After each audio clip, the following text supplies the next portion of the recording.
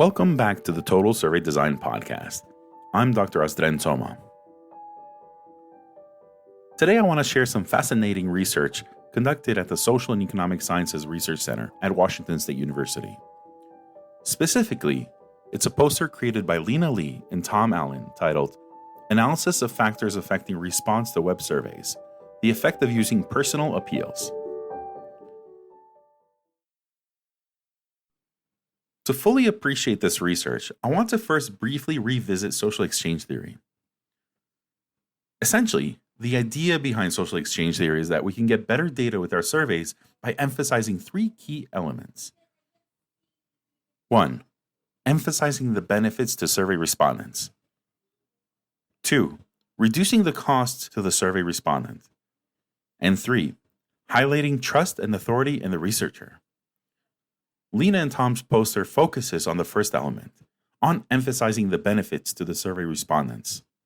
More specifically, they focus on the use of personal appeals in contact letters that are sent to survey respondents, like the literal letters sent in the mail to convince people to take the survey on the web. Those contact letters take a lot of work to craft something that gets people to actually take the survey. The use of an appeal in a letter is one way that researchers can highlight the benefits of participating in the survey to respondent, which hopefully turns into higher response rate. So, what do I mean by appeals? Lena and Thom document 11 different forms of appeals that can be included in a contact letter on their poster. Here is an example of a few appeals as they code them. The surveyor is asking respondents to help. The respondent is not just answering for themselves, but they're also representing others.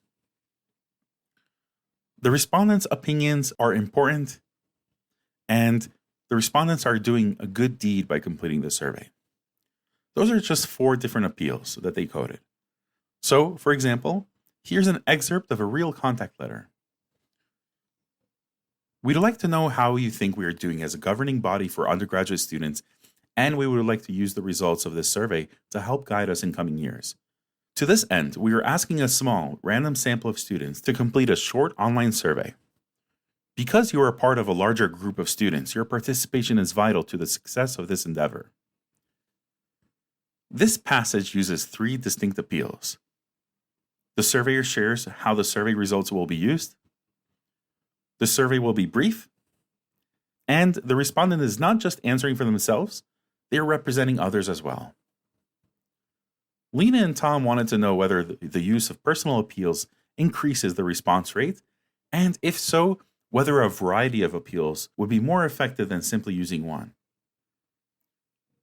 To answer these research questions, Lena and Thom analyzed over 1,020 contact letters and emails in studies that took place over a 10-year period between 2004 and 2014 in 190 different surveys that had no more than 5 different contact points of either letters or emails sent to potential respondents. So, what did they find? It's time for the fascinating findings. Of course, based on what we know, we would expect that including personal appeals would increase the response rate, according to social exchange theory and all. But the fascinating findings of Lena and Thom are that their data shows that the more appeals that were used in the contact letters, the higher the response rate seems to be. For example, if there are no appeals in a letter, the average response rate sat at about 21.6% in surveys that had letters without any appeals. Surveys with 2 appeals resulted in an average response rate of about 22.5%.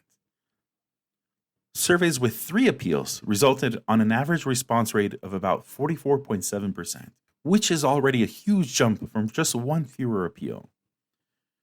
This increase grows to the point that surveys with 9 appeals had an average response rate of 51.6%. Now, the caveat here is that with a total of 190 different surveys in this research, it is not easy to get a large sample size that looks at a variation in appeals. But it's okay that the sample size is not huge, because even at this smaller number, after doing some statistical analysis on the results myself and running a logistical regression on the data, I found that each additional appeal included in a contact letter was associated with a 4.1 percentage points increase in response rate with a 95% confidence interval ranging from 1.0 to 7.3 percentage points and a p-value of 0.010. In other words, we can mathematically say that for each additional appeal included in a contact letter, the survey response rate is predicted to increase by 4.1%. Another thing to keep in mind is that Lena and Thom also examine whether different types of appeals also matter, and not just the number of appeals of the same appeal. They found that using a variety of appeals yielded a much higher response rate versus using just a single or repeated appeal across contacts. In fact, the poster shows that no appeals had an average of 21.6% response rate. A single repeated appeal had on average a 28.5% response rate, and 5 different types of appeals resulted in a response rate of about 45.5% on average. At the end, your takeaway for this episode is this. Use multiple, varied appeals in your contact letters to clearly communicate the benefits and increase response rates.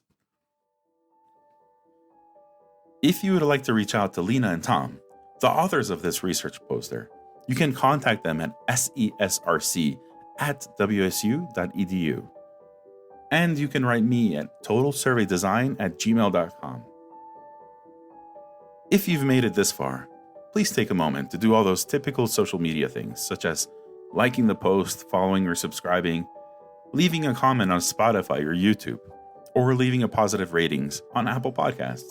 These are things that push the algorithm to allow other people to find my podcast. Thanks again for listening, and I'll see you in the next episode.